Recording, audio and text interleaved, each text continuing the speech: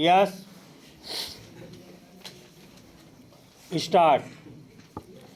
वित्त मंत्री ने 1 फरवरी को जो बजट पेश किया उसे विकसित भारत की संकल्पना साकार करने की दिशा में एक सार्थक पहल की संज्ञा दी जा सकती है। वित्त मंत्री ने आर्थिक सुस्ती को भांपते हुए उपभोग को बढ़ावा देने का दांव चला है। भू राजनीतिक अनिश्चितताएं भी सरकार के संज्ञान में है। ऐसी परिस्थितियों में वित्त मंत्री ने बृहद आर्थिक स्थायित्व, निवेश और उपभोग को प्रोत्साहन देने का असंभव सा काम संभव किया है। राजकोषीय अनुशासन के मोर्चे पर सरकार वित्तीय घाटे को नियंत्रित रखने में सफल रही है। सरकार की सकल उधारी 14.83 लाख करोड़ रुपए रही, जिसमें गत वर्ष की तुलना में केवल 5.6% बढ़ोतरी हुई।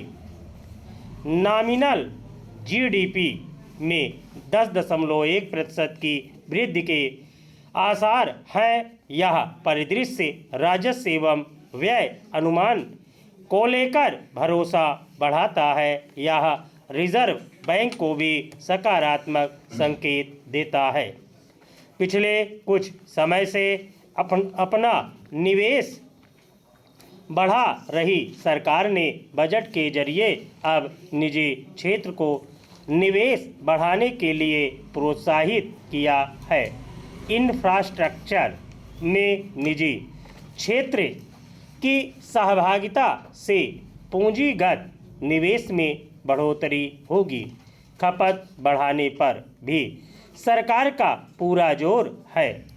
मध्य वर्ग को सरकार की ओर से करीब 1 लाख करोड़ रुपए की टैक्स छूट मिलने जा रही है।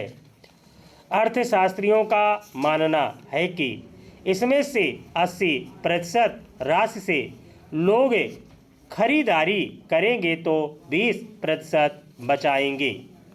बजट प्रस्तावों को 3 नज़रियों से देखा जा सकता है: तात्कालिक, मध्यम अवधि और दीर्घकालिक। तात्कालिक नज़रिए से बजट जीडीपी को गति देगा।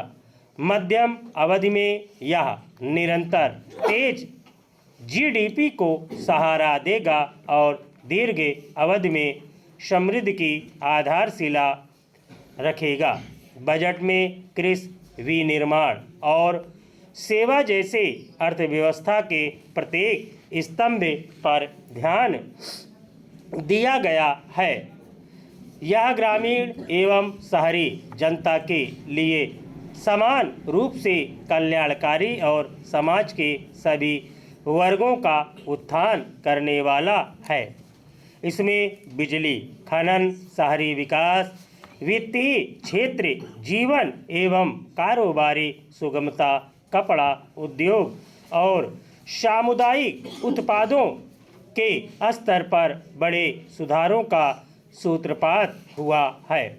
पर्यटन उद्योग, विशेषकर स्वास्थ्य पर्यटन को ध्यान में रखते हुए 50 क्षेत्रों को चिन्हित किया गया है। कृषि के साथ साथ ये सभी क्षेत्र व्यापक स्तर पर रोजगार सृजन में सहायक होंगे। कृषि को उचित रूप से प्राथमिकता में रखते हुए वित्त मंत्री ने कृषि की वृद्धि के साथ ही उपज उत्पादकता एवं किसानों की आमदनी में बढ़ोतरी पर ध्यान केंद्रित किया है।